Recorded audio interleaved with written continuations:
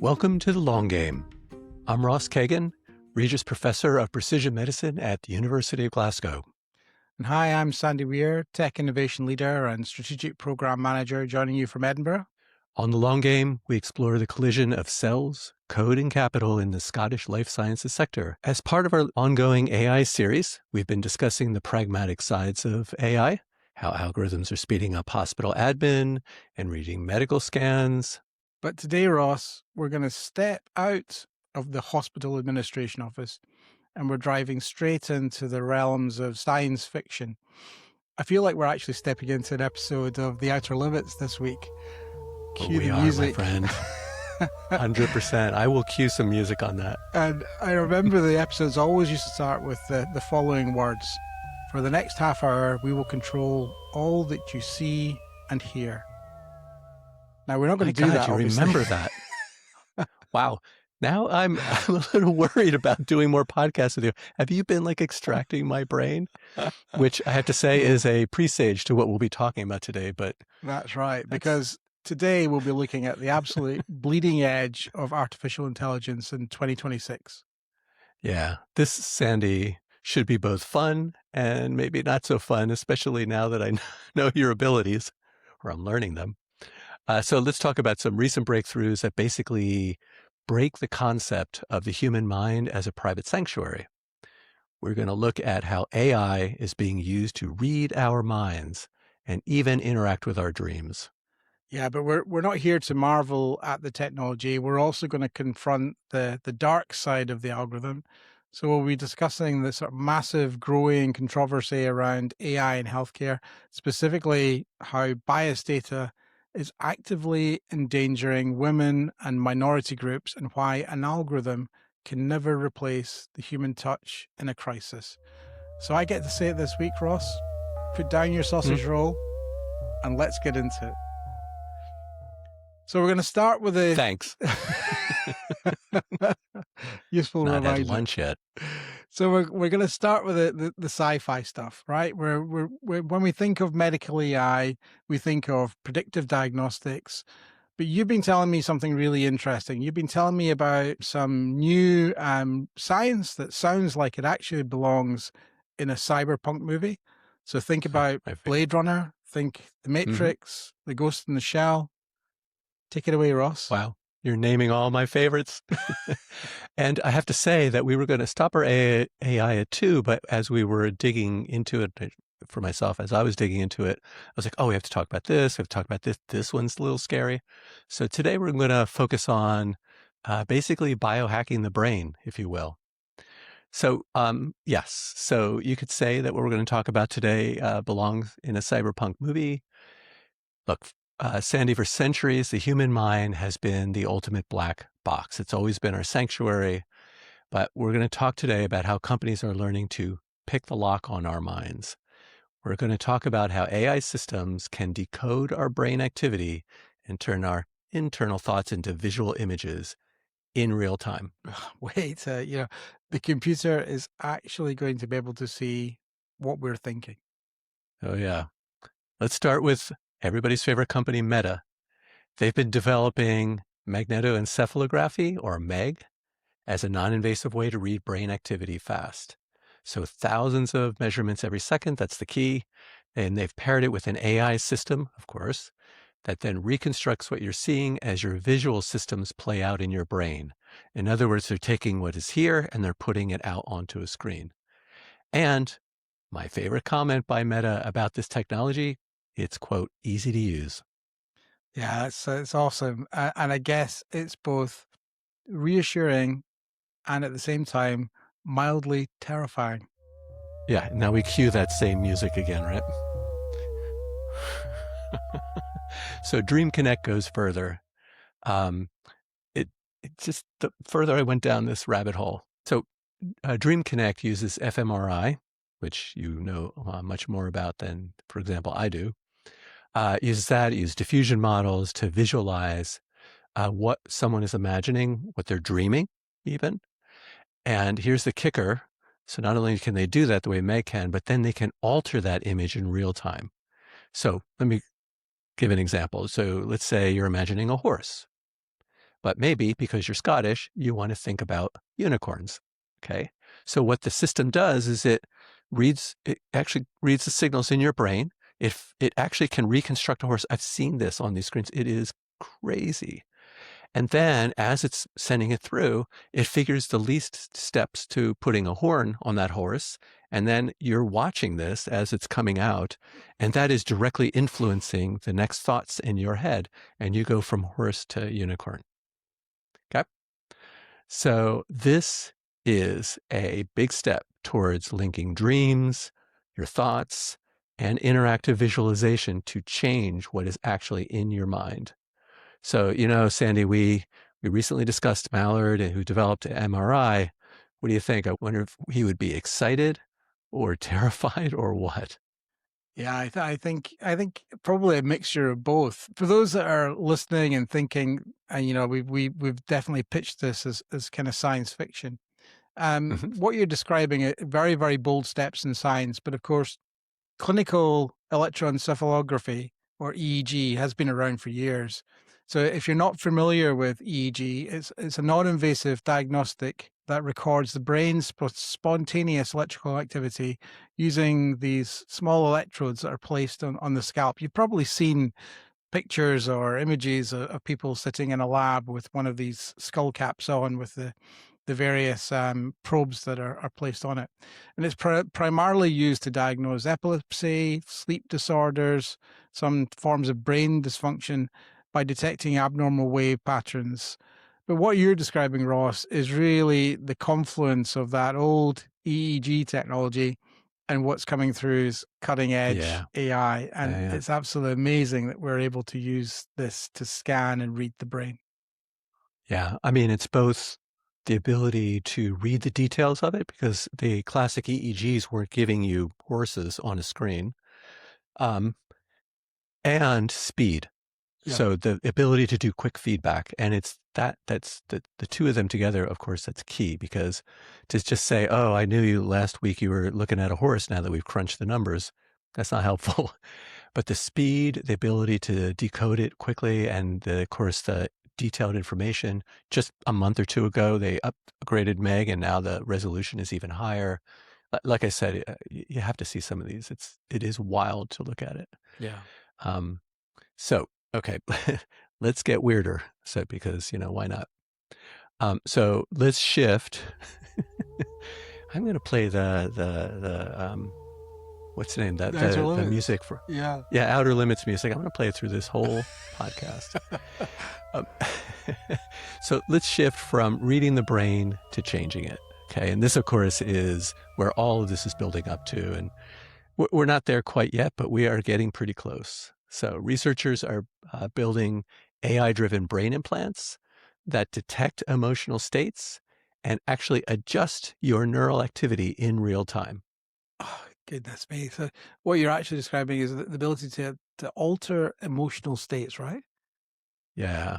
So deep brain stimulation, I think many of us know something Mm. about that. That's been used for a long time for Parkinson's, things like that. Okay. I've known people who have used it, and maybe we'll do a episode sometime on that and related technologies. But we're doing AI and we're doing weird stuff that plays weird music. So let's talk about how these electrodes are being paired with machine learning, with AI. So AI will monitor the brainwave activity that you get from these electrodes. It detects patterns. It can recognize, oh, I see that this person is having a bout of anxiety, a bout of depression. And then before you even realize that you're anxious or depressed, it will actually adjust stimulation with feedback to alter and respond. So I guess feed forward to adjust the stimulation before you even notice a shift in your mood, and change it. So basically, what they're building is a type of emotional autopilot. Yes, it's incredible. And actually, on that topic of deep brain stimulation, I know exactly the right person that we can bring onto the pod to talk a Ooh, bit more ooh. about that. But an algorithm that directly modifies your mood in real time, again, incredibly impressive, but steadily getting ever more terrifying, Ross. Yeah, yeah. And, this is not us just picking out weird stuff. Some of these systems are actually moving into clinical trials. Mm. And of course, I mean, let's put it out on the table. The clinical potential for this is incredible. Imagine helping somebody trapped in severe depression. We've all known people with severe depression has really wrecked their lives. Um, PTSD, Parkinson's related anxiety, things like that. But I just wanted to take a step back and think about where all this is going. And actually, this is going to be relevant to our wee bit of joy, weirdly enough, that we're going to get to later, which is philosophically, it gets a little weird. I mean, think about it. If an implant changes your mood before you even experience that mood, where exactly does the you end and the algorithm begin? Like, yeah. So we're moving from pacemakers for the heart to basically pacemakers for mood. And then exactly who are we? Yeah, and we've been on this trajectory where we see physical science, so these smart electrodes merging, of course, with AI and interfacing with our biology, and I guess that's what you're describing is even further deeper into that trajectory, Ross. Yeah, exactly. Now I want to talk about physically merging the AI with the Mm. biology, which of course, again, is where all of this is going. And we all know these high profile companies like Neuralink and so on, that is pretty hot on their trail. But I wanted to talk about just this past month, engineers at Northwestern University, they printed artificial neurons, actually very cheaply and simply printed artificial neurons that communicate directly with living brain cells. Yeah, wait. I mean, so I introduced this idea that we're on this trajectory, but you're describing printed circuit boards that actually talk to biological cells. You mentioned printed neurons. I mean, you got to tell us more. Yes, Sandy, that's what I said. so, so these guys and gals at Northwestern, they created flexible, low-cost devices. They generate lifelike electrical circuits, so we know a fair bit about how individual neurons Mm. signal. And they've now been able to put this in a silicon chip. And when they tested it on mouse on brain slices in a dish, so I want to be clear on that, but this is the big first step. The artificial neurons that they created actually sent signals and manipulated the brains, the neurons in the mouse brain, and actually responded in real time to manipulate and change the signaling pathways and change I guess you would say, the thinking and the response of the brain. So in other words, we're no longer building silicon chips that think like brains. We're building these machines, these little mini machines that you can literally plug in and talk to your biological circuits. Yeah, and as an engineer, the computational power behind this is really awe-inspiring. Yeah. But also being a human being, it's also slightly terrifying. Um, if an algorithm can decode what we're seeing or what we're dreaming, and now we have the printed neurons that we're able to plug in and interface with our biology, it really does completely destroy this concept of cognitive privacy. Yeah. I think that's where I wanted to land with this, since we're going to go dark today. We're both scientists. Of course, there's a part of us, a big part of us that loves all of this. I Mm. love it. And we originally was going to just do this as, hey, check this out. But I think we have to be a little bit straight about what's all happening. So, I mean, the clinical potential it's beautiful. Yeah. Mm. Imagine providing a voice to somebody who's lost the ability to speak due to a brain lesion. All of this is absolutely the case. I'm all for it. But the ethical implications are pretty dystopian, and we should actually put those out on the table. So, for example, let's just walk this all the way down. Who owns the copyright to your dreams and your thoughts? If I pull it out, is it mine? Can corporations monetize those thoughts? And let's go ahead and go right there. Can legal systems, political systems use it for interrogations? And the answer, of course, is of course they will do this. Yeah, it really does highlight some of the key dangers of AI, Ross. The technology is advancing faster than our ethical and our governance frameworks can keep up. And that's exactly what we're seeing today. And it's playing out right there in healthcare systems as we speak. Yeah. All right. So let's make a transition to this. We've talked about Mm. the really amazing and sometimes kind of scary potential of future AI. But what about the AI we're using right now, Sandy? Yeah, the reality is that algorithmic bias is a real thing. So an AI is only as smart and as fair as the data that you train it on. And historically, the medical data that we've had access to has been overwhelmingly skewed towards white male populations. So great for us, Ross. Not so Yeah, great for most of the rest of the population. yeah. It was interesting. There's a research report that was released by Health Innovation Kent, Surrey, and Sussex. And that reported that healthcare AI systems are consistently failing women, especially those from ethnic minority backgrounds. Yeah, I don't think either of us is surprised by any of this. So tell me, how bad is the bias? Well, there was a survey recently that found that of the 74% of respondents, they believe that AI systems are reinforcing stereotypes, and a similar percentage noted that critical lack of diverse representation in AI and design and development is definitely a thing. It gets worse though when we look at how some of these tools are being used in practice. And there was a study done by London School of Economics recently that analysed an AI tool that is used by more than half of England's councils to summarise adult social care case notes. All right, tell me, what did the AI do? Well, the researchers imputed the exact same medical case notes into Google's Gemma AI tool, and they merely swapped out the gender of the patients, and the AI actively downplayed the women's physical and mental health issues. So it was significantly more than likely to describe men using words like complex, disabled, or unable, while omitting similar care needs for women. So clear, sense of bias in the results. And of course, that bias really makes it difficult and very serious in terms of how we might actually want to address the needs of those women. Yeah, and this is something, of course, women have been talking about for a while, Mm. but to hear it come, because of course the AI is just trained on us, so it's a reflection of us as well as the AI. So if a local council is using this AI to make decisions to allocate limited health resources or care beds or any of this, I assume women are systematically receiving less care simply because the algorithm decides that, their pain is somehow less severe. Yeah, precisely. And this is the danger because the amount of care you receive is determined and perceived by the perceived need, and biased software is likely going to result in unequal care provision. So, Ross, it's a big ethical question. We're rushing to roll out these tools to save money, but in many cases, there may not be the rigorous fairness and assessment that's required to ensure equitable outcomes particularly for the marginalized populations.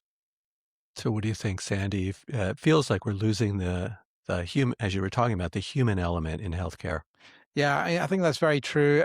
Look, I have to say, and we've seen significant tightening of the validation methodology that's used around healthcare, and we can see that the healthcare regulatory bodies are really taking this issue of bias very, very seriously.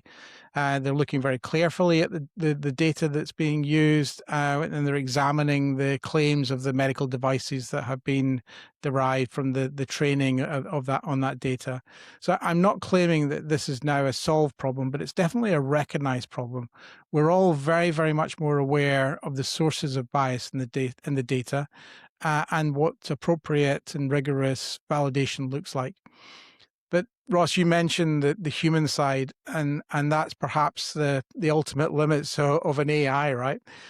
So you look Yeah. at Japan. It's a country we both have very strong connections with, and Japan are facing a projected shortfall of something like 320,000 care workers by 2025, and they're looking after an ever increasingly growing elderly population.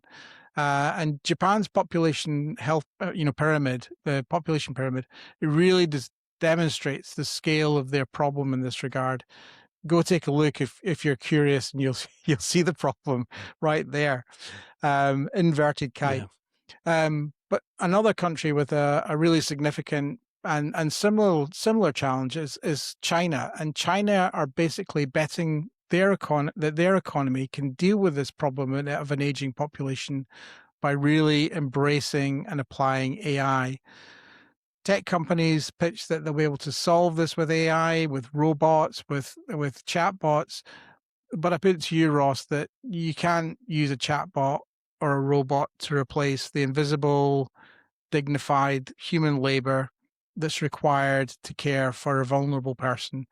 And that ultimately healthcare is tactile, it's messy, and it's not just about the technical problems, it's also a deeply human one. And anyone who's ever cared for a family member knows this very, very well. Yeah. No, I think, again, I think we all, certainly by the time we get to our age, Sandy, we all know about this Yeah. in some detail, unfortunately.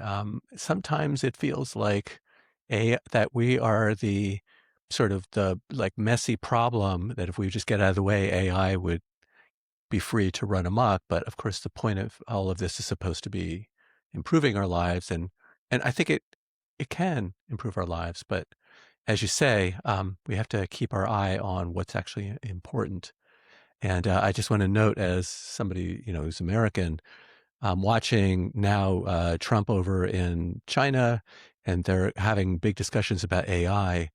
In the States, they're really focused on general AI. Oh, yeah. Um, but in China, their focus is not on that. It's actually on getting AI to work on the everyday little things. And it's for exact reason that you said, which is that they recognize this aging population issue, and they're very overt in their building and their focus of Mm. AI on solving the labor problem, specifically that. And that's why the two countries are duking it out on AI. But the truth is, they're actually coming in at different worlds for this. Yeah, coming in different So, directions. Yeah. yeah, yeah, yeah. So, God, we could talk about this for a while. Um, so this has really been an amazing conversation. It really highlights the ups and downs of AI. I'm sure this will not be our last word on AI going forward, but it is time to wrap up the series and this segment. Now we get to, after playing that scary music for a while, a wee bit of joy. Tell me what you got, Sandy. You got to bail us out here. Yeah, yeah. Well, Ross, I'm going to be short in this section today, but I wanted to share something that's I found really fascinating. It's a story that's been in the news this week, and they suggest that singing, painting, visiting a gallery or a museum, for example, that helps to slow your epigenetic aging. And we talk a lot in this section about the arts, the concerts, the events that we attend. And of course, that's what brings us that wee bit of joy. But is it possible that these are also things that are helping to improve our health? You see how we're connecting this, how well connected we were from the outset. We didn't know this research was going to come about.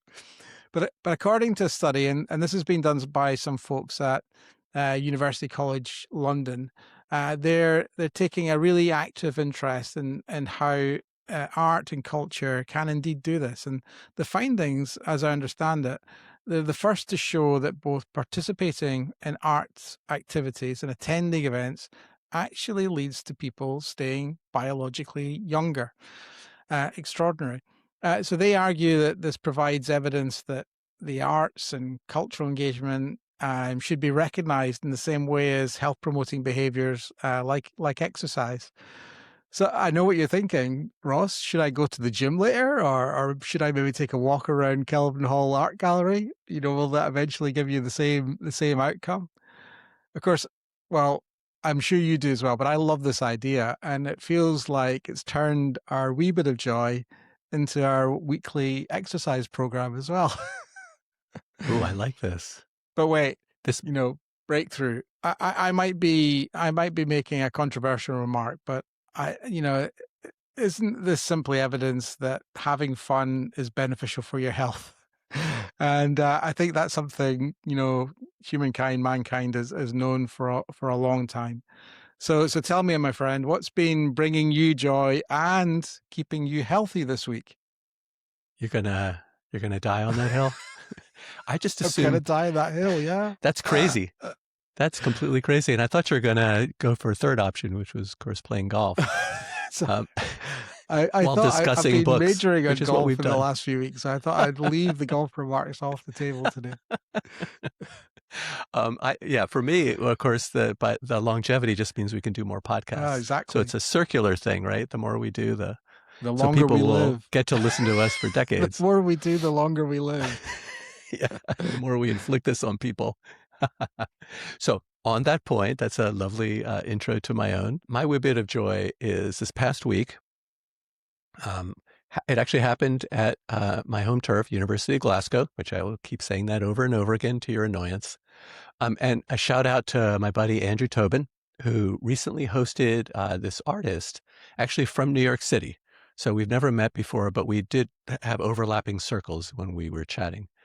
Artist and biohacker Heather Dewey Hagberg at the Advanced Research Center at University. And she came here for 2 days of what Andrew calls ARC conversations. Yeah, I find this so interesting. Biohacker and artist. Yeah. I mean, it's a unique combination, and you've just simply got to tell us more. Yeah. No, I'm actually kind of into biohacking. In fact, her home base at a place called GenSpark down in Brooklyn I'm well familiar with it.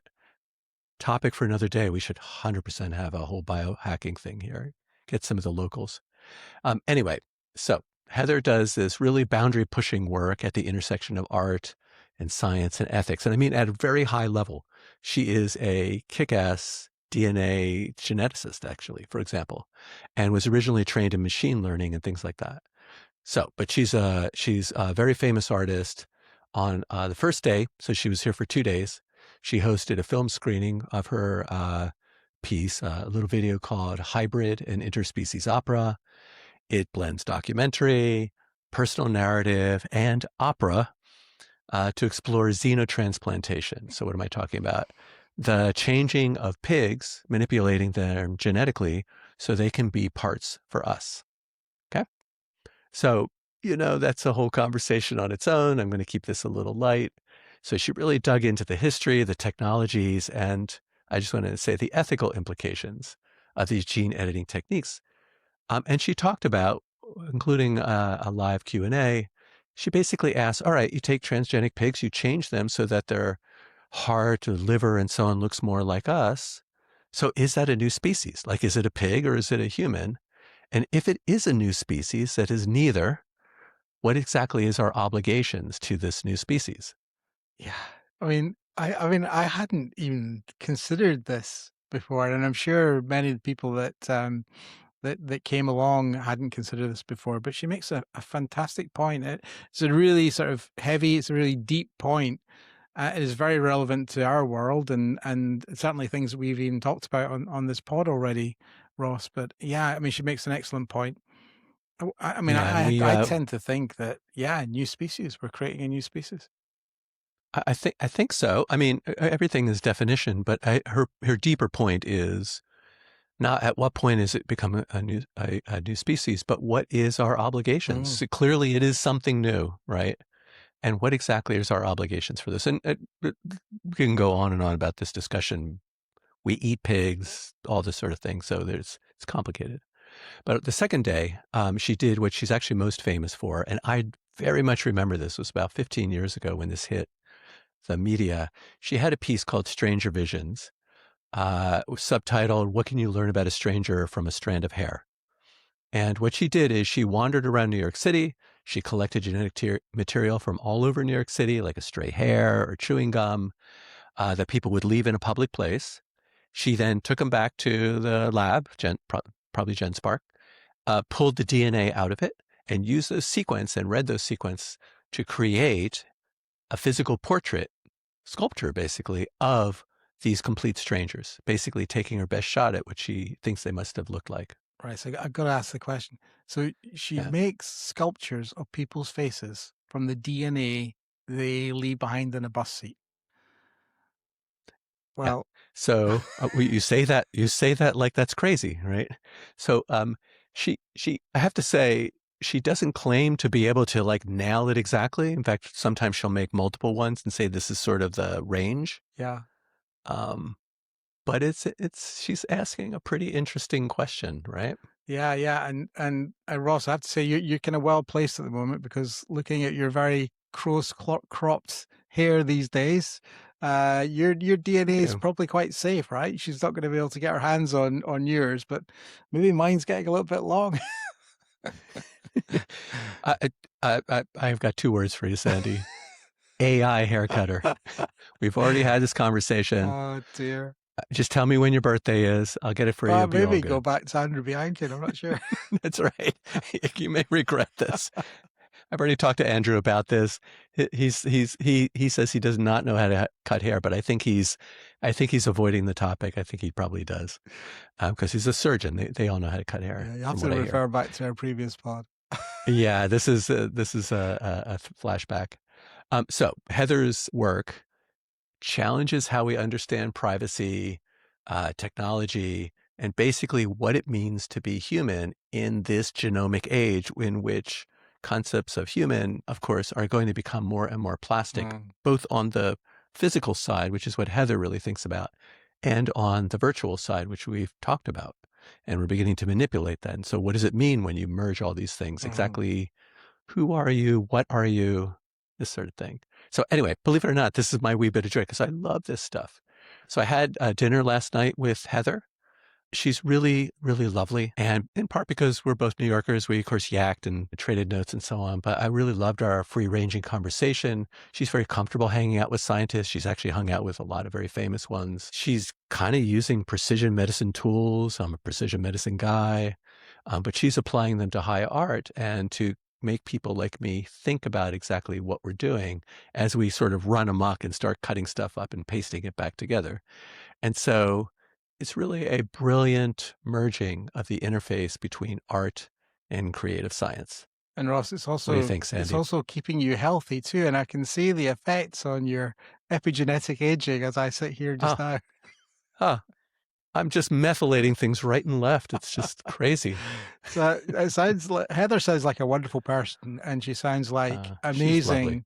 Dinner company. Actually, I'm sure that conversation you had was fascinating. I'll definitely be looking her up, and who knows? I might start wearing a hat or a hairnet the next time I'm out in public, just so I can protect some of my DNA. I've already taken some of your DNA, my friend. It's going to get posted on the dark web. So anyway, wow, this really went dark. So that brings us to the end of today's episode, please. I've got to go out and go get that music to play through here. Yeah, exactly. So listen, thank you. Well, thank you, Sandy, for another fabulous half hour together. I always love this. Thanks, everybody, for listening to The Long Game. So until next time, folks, keep the heed and best of luck playing the long game. Thanks, Ron. Goodbye.